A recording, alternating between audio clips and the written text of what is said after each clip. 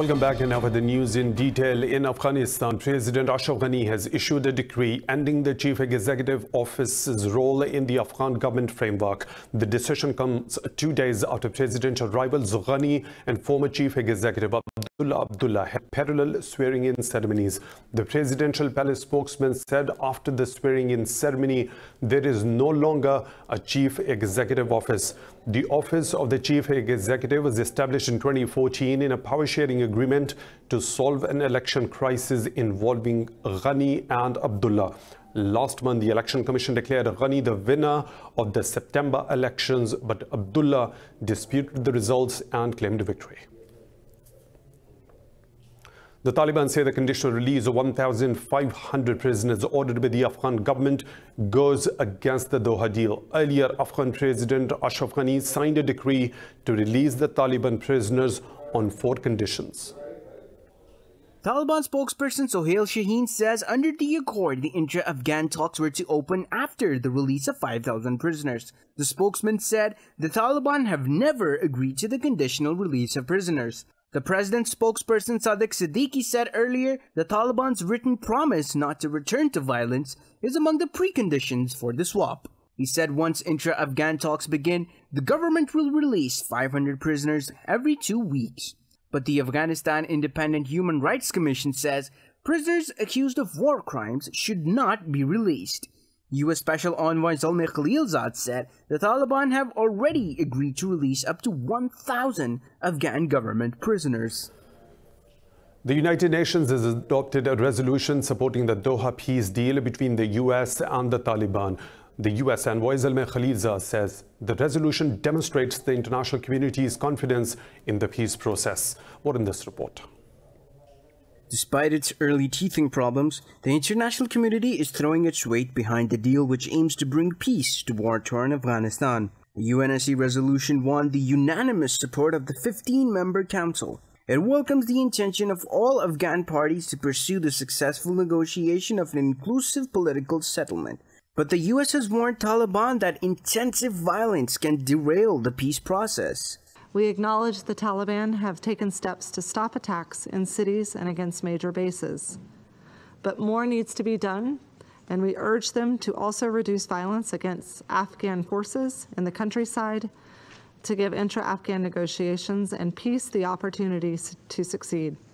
Welcoming the agreement, German envoy to the UN, Christoph Eusgen, emphasized on significance of intra-Afghan talks. We call for a speedy start of the intra-Afghan negotiations, and we welcome the announcement of the negotiating team by the government of Afghanistan today and hope that outstanding issues on the prisoners' exchange can be resolved without delay.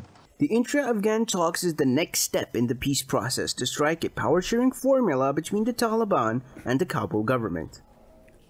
The commander of the U.S. Central Command, Kenneth McKenzie, says Washington supported the Taliban in the fight to push ISIS out of eastern Afghanistan. McKenzie told the House Armed Services Committee the Taliban received a limited U.S. support. The commander said he was confident of the Taliban's reduced relations with ISIS in the country, but less confident of their connection to Al-Qaeda. General McKenzie said the U.S. has begun reducing its military footprint in Afghanistan. He said the U.S. will reach its target of 8,600 troops in Afghanistan by the mid of summer. He said there is no plan to further reduce forces after reaching the initial troops level.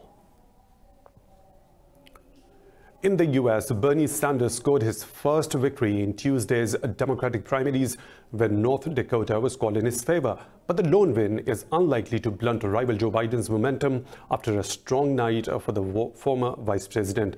Biden won the key battleground state of Michigan as well as Missouri, Mississippi, and Idaho.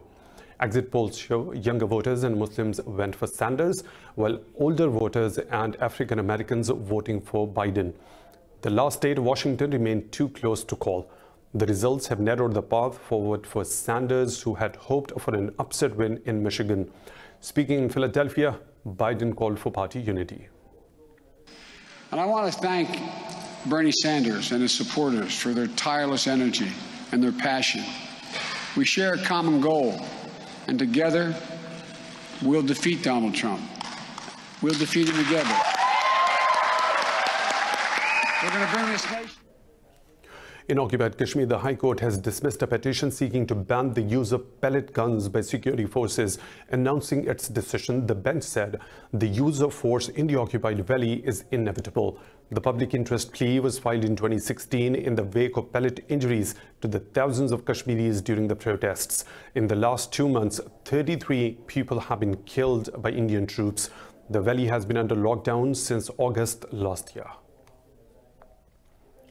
In India, 14 organizations comprising farmers, the youth and the religious groups organized a massive rally against the new Citizenship Act in Ludhiana. Thousands of men and women raised slogans against the government, chanting "Death to Fascism" at the rally. The protesters also passed a resolution of their demands, which included the immediate withdrawal of the Citizenship Act. The resolution demanded all the attacks against the protesters must be stopped and the aggressors should be arrested. Meanwhile, sit-ins against the law continue in Maharashtra, Allahabad, Rajasthan and Mumbai. 83 civilians, mostly Muslims, have been killed in countrywide protests against the controversial law in the last 3 months. In Vienna, IAEA Director General Rafael Grossi says Iran's refusal to give UN nuclear inspectors access to certain sites is a serious matter. He was referring to the locations that inspectors suspect have been used for undeclared activities. Grossi said the UN nuclear watchdog was only requesting access under existing protocols. The IAEA sounded alarm last week over Tehran's alleged failure to clear up matters on its nuclear operations dating back to early 2000s. Iran has refused to give the body access to 2 sites suspected of being used for undeclared activities. Tehran says the IAEA's suspicions are based on fabricated Israeli intelligence. However, Grossi, who assumed office in December 2019, said he was a diplomat and will not give up. We never had a thing like this before. So and forget for a second, even if it's difficult, forget about Iran. I would invite you all to forget about Iran. If I get a denial under additional protocol for complementary access, this is a serious matter. It's not something that I can put on the shelf and continue. The WHO says it has documented more than 500 military attacks on medical facilities in Syria since it began counting them in 2016. About 2/3 of these attacks were in Syria's northwest, where fighting has intensified in recent months. From 2016 to 2019, the Global Health Body data documented 494 attacks on health facilities. WHO says it is the first time it has released comprehensive data on medical strikes. Since the start of 2020, it has confirmed 9 further attacks in northwest Syria, resulting in 10 deaths. The body says 480 medical workers and patients have been killed in such assaults from January 2016 till now. UN officials have denounced deliberate attacks by the Syrian government and its allies on civilian sites, including hospitals and schools. Greece dismisses reports accusing it of holding illegal migrants at a secret black site. This comes after New York Times published an article accusing Athens of holding migrants at secret locations. The Times article included testimonies from migrants who say they have been stripped of their belongings, beaten and expelled from Greece. The newspaper used satellite imagery to locate the alleged black site, which it says it is near the village of Poros, close to the border with Turkey. Tens of thousands of migrants have been trying to cross into EU after Turkey said it would no longer keep them on its territory last month. Over the past 2 weeks, the Greek government has stopped over 42,000 people from crossing its borders. On 3rd of March, the government also passed a decree suspending asylum applications for a month. Turkish President Recep Tayyip Erdogan has compared Greek authorities to Nazis for their treatment of refugees. These people won't stay in Greece any longer. Open your doors as well and let them through your country to these rich Western countries. These countries with euro wealth and dollar wealth. Why do you prevent them like this and commit these Nazi tortures? Turkey says it will not shy away from even stronger military action in Syria if the ceasefire agreement with Russia is broken. Speaking to lawmakers, Turkish President Recep Tayyip Erdogan says small violations of the truce have already begun. Erdogan said Ankara's priority is to ensure the safety of the 12 observation posts it established in the region. Meanwhile, Turkish Defense Minister Hulusi Akar says talks with Russia on implementing the agreement are positive and constructive. Akar's statement follows a meeting of military delegations from Turkey and Russia to discuss the agreement yesterday. In an interview, Akar said the two sides are working to prepare joint patrols on the key highway that are expected to begin on 15th of March. Ankara and Moscow agreed on a ceasefire last week to stem clashes in Idlib. Turkey says it has killed 4 militants of the Kurdistan Workers' Party in airstrikes during a counter-terrorist operation in northern Iraq. In a statement, Turkey's National Defense Ministry said military operations backed by air power were carried out in the Kirkuk region. The ministry said Turkey will continue to destroy weapon caches and shelters used by the terrorists. It said over 400 Kurdish militants have been killed in northern Iraq over the past 5 months. Turkey holds the PKK responsible for the deaths of some 40,000 people in 30-year conflict. German Chancellor Angela Merkel has urged Libyan strongman Khalifa Haftar to respect the UN-brokered ceasefire for Libya. Meeting Haftar in Berlin, Merkel said steps should begin to open the political process and end the conflict. In a statement, Merkel's spokesman Stefan Seibert said the Chancellor discussed Libyan developments with Haftar. Seibert said Merkel stressed there can be no military solution to the conflict. The statement said it is necessary to progress for a political process in line with the conclusions of the Berlin conference. 2 months ago, Merkel hosted an international Libya conference in Berlin to support a ceasefire and respect arms embargo. Libya has been torn by a raging civil war between the Government of National Accord and the Libyan National Army since April last year. Russian senators have overwhelmingly approved amendments to the constitution submitted by President Vladimir Putin. The senators also approved the option for Putin to run for 2 more terms in the Kremlin. The constitutional reform was backed by 160 senators in the Upper House Federation Council. 1 senator voted against it and 3 abstained. It must now be approved by 2/3 of Russian regional parliaments before being put to a public vote on 22nd of April. Earlier, the 450-seat lower house of the parliament voted in favor of the changes in a 3rd and final reading by 383 votes. It's time for a short break. Stay tuned.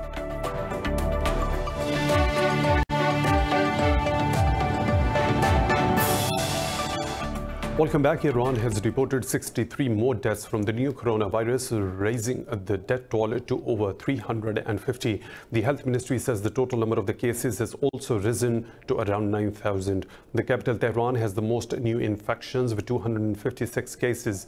The central province of Isfahan followed with 170, and Simnan, to the east of Tehran, had 63. Iran is yet to officially impose quarantines, but authorities have repeatedly called on people to refrain from traveling. The outbreak is one of the deadliest outside China, where the spread has largely been curbed. Europe's political infrastructure has fallen prey to the novel coronavirus, with British and French MPs and cabinet ministers testing positive for the virus. In France, 4 MPs and a culture minister have been infected, while a junior health minister has tested positive in the UK. More in this report. The COVID-19 virus is part of the coronavirus family, like the ordinary seasonal flu. Symptoms include cough, fever, and shortness of breath. Severe cases can result in more dangerous symptoms, like pneumonia, stroke, and kidney failure. But these are only likely to be seen in senior citizens. But I'm a young person and I'm healthy, so the symptoms I'm having are like a normal cold, like a flu. I had a little bit of fever, headache, general discomfort, but anyone would have thought it was just a cold. As of 3rd March, the World Health Organization estimates the virus has a mortality rate of just 3.4%. This is far lower than the 2003 SARS virus, also a member of the coronavirus group, which had a mortality rate of 10%. Many patients say the most grueling part of being infected is the isolation. I will stay in my house for about 14 days, and in these 14 days, the health authorities will monitor my situation. I live in a separate room in my home, and I use a separate bathroom. My wife and my son live in the other part of the house, but they are subject to the so-called quarantine too. Luckily, they are fine. They don't have any kind of symptoms. The novel coronavirus has now been detected on 5 continents. The situation is already under control in the outbreak's epicenter, China's Wuhan city. So far, 100,000 people have been infected by the virus worldwide, out of which 4,000 have died. In Yemen, the Saudi-led coalition has carried out 16 airstrikes on districts of Haja province. State media says the strikes hit Harad, Bukail al-Mayer and Mehdi, among others. No casualties have been reported yet. The strikes come after the coalition said it foiled an attack to an oil tanker off the Yemeni coast last week. Coalition spokesman Turki al-Maliki said the ship was sailing towards the Gulf of Aden when it was attacked by 4 small boats. Yemen has been racked by anarchy since 2014, when Houthis overran much of the country, including the capital, Sana'a. Israeli forces have killed a Palestinian protester and wounded 13 others at the Mount al-Arma in the occupied West Bank. Palestinian health officials said the Israeli military fired live rounds and rubber bullets at the protesters in the city of Nablus. Israeli forces also fired tear gas at the demonstrators. Medics say some of the protesters suffocated after inhaling the gas. Witnesses say Israeli soldiers even prevented ambulances from approaching the mount, which exacerbated the condition of those wounded. Israeli forces have killed over 350 Palestinians and wounded about 18,000 since March 2018. An Israeli court has rejected Prime Minister Benjamin Netanyahu's plea to postpone the opening session of his corruption trial. A panel of judges of the Jerusalem District Court decided the trial will begin on 17th of March. The court said Netanyahu will be required to attend the opening session when the charges against him will be read. Israeli Prime Minister has been indicted on counts of bribery, fraud and breach of trust in 3 separate criminal cases. Earlier this week, Netanyahu's lawyers asked the court to delay opening the trial for 45 days. The lawyers said they needed scanned copies of the evidence against the Prime Minister. Netanyahu is the first incumbent Prime Minister to stand trial in the history of Israel. Sudan says US investigators will help the country probe the failed assassination attempt against Prime Minister Abdullah Hamdok. Speaking to reporters in Khartoum, Culture Minister Faisal Mohammed Saleh said a Federal Bureau of Investigation team has arrived in the country. Earlier this week, Sudan's post-uprising leader Hamdok escaped unharmed after an assassination attempt targeted his convoy in Khartoum. There has been no claim of responsibility for the attack. Sudanese authorities have made several arrests, including of foreigners, without giving further details. After the fall of the long-standing ruler Omar al-Bashir in April 2019, Hamdok took the reins of the transitional government last August. 12 inmates have died in prison riots at 23 jails across Italy in the past 3 days in unrest sparked by panic over the coronavirus. Inmates started fires and took workers as hostages before soldiers surrounded the buildings to prevent escapes. The Justice Ministry, which says the situation is now under control, blamed the deaths on drug overdoses that happened when prisoners broke into medical stores. The ministry said the unrest at prisons in Venice, Palermo and Piarelli, among others, has ended. The country's prisoners' rights ombudsman blamed the rights on prison overcrowding and fears of the rapid spread of the coronavirus. The unrest began on Sunday over the changes, including the suspension of the family visits in jails to prevent the coronavirus from spreading. In Chile, an armed gang has stolen a cash shipment worth $14 million during a brazen robbery at the Santiago International Airport. In a statement, police said some 10 people were involved in the heist. It said the robbers drove a vehicle from a delivery service into the airport cargo area and targeted a security firm's van. Police said the robbers also stole €1 million. The investigation is underway, but the police suspect the robbers had inside information. The cash shipment of dollars and euros had arrived from abroad shortly before the robbery. A similar robbery of some $10 million occurred at the same airport in 2014. In Bangladesh, 200 houses have been destroyed in a fire that swept through a slum in Rupnagar area of the capital Dhaka. No casualties have been reported so far. The government says the burned area had over 1,000 hand-built huts and shelters. The officials say 155 fighters have been working to put out the blaze. The authorities say the cause of the fire is not known yet, and law enforcement agencies will investigate the matter. Myanmar's parliament has blocked a bid by Aung San Suu Kyi's party to reduce the military's role in politics. Military MPs, who occupy 25% of the seats in the parliament, vetoed the changes. The amendments called for a gradual reduction of the number of military MPs in Myanmar's parliament. The blocked proposals would have removed a section naming the commander-in-chief of the defense forces as the supreme commander of the entire military. Lawmakers rejected removing the word disciplined from the definition of the country's political system as a genuine, disciplined and multi-party democratic system. Any changes to the charter require the approval of more than 3/4 of the lawmakers, which automatically gives the army an effective veto power. Pakistan Air Force's F-16 fighter jet has crashed during rehearsals for the Pakistan Day celebrations in the country's capital, Islamabad. In a statement, the PAF said the accident occurred near Shakarpariya area of the capital. The Air Force said Wing Commander Noman Akram embraced martyrdom in the crash. The force said a board of inquiry has been ordered by Air Headquarters to determine the cause of the accident. The UN says the past decade was the warmest on record, and 2019 was the second warmest year ever recorded. In a report, the UN's World Meteorological Organization says 2019 ended with a global average temperature above pre-industrial levels. WMO Chief Petri Talas said without the El Nino event of the 2016, 2019 would have been the hottest year on record. And now moving on with the story from Brazil. Residents of a favela on the outskirts of Sao Paulo are doing what they can to lead an environmentally friendly life. They build their houses with soil from their township while they eat organically grown vegetables and fish from their own pond. See how they do it in this report.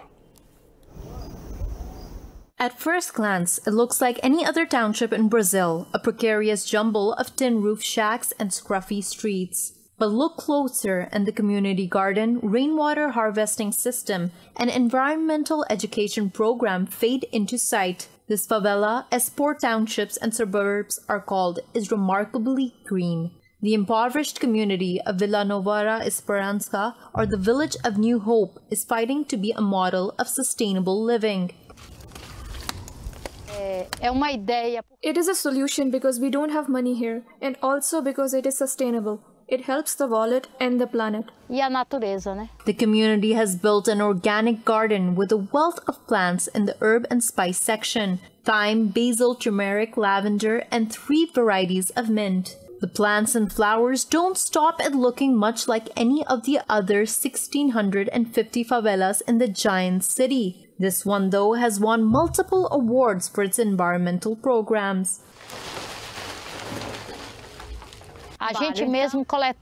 We collect our garbage and we look for solutions to put this garbage in a way that does not harm the environment. After that, we also saw that having a vegetable garden in the favela would provide the community with environmental and food education.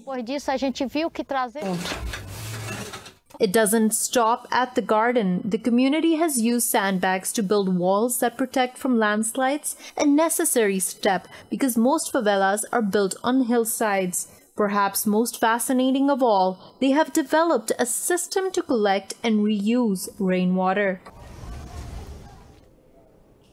More stories to follow right after a short break. Stay tuned.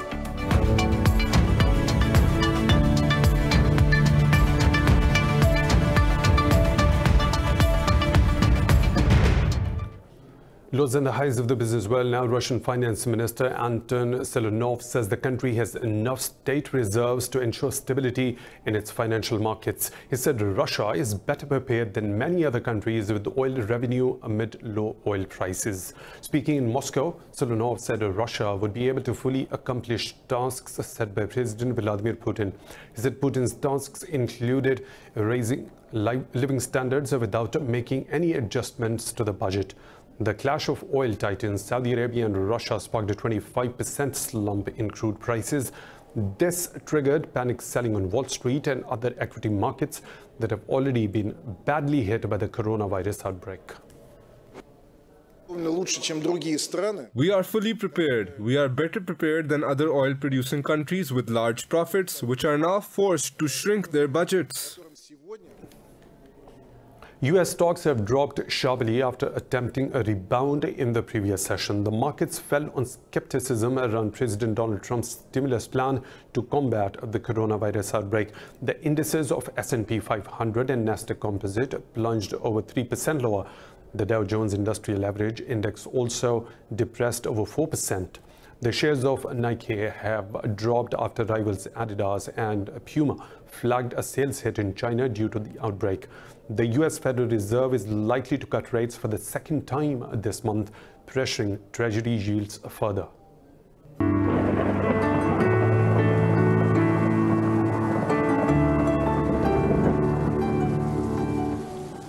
And now the weather situation from around the globe.